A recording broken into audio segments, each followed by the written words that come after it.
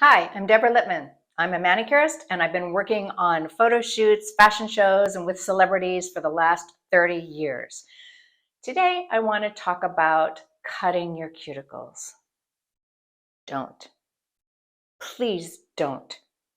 Your cuticle is the end of your skin. Think about it. The skin is the largest organ on our entire body. So on our toenails and on our fingernails, this little rim of cuticle is there to keep bacteria from entering your body.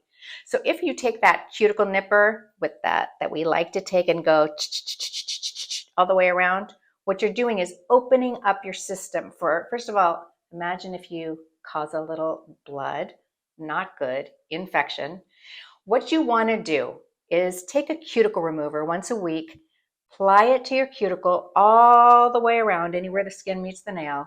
Take an orange wood stick or a pusher and push the cuticle back, kind of toward, you want to nudge it toward the skin, and you're going to be removing the dead cuticle that's on the nail plate at the same time.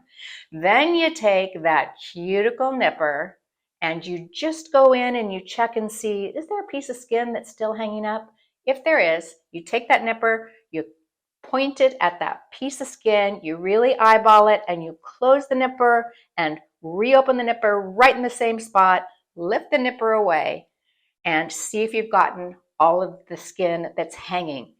That is the only skin you are going to cut. That's dead cuticle.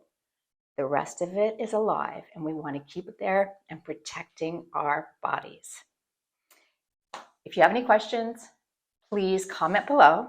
And as always, give me a thumbs up. Don't forget to subscribe to my channel.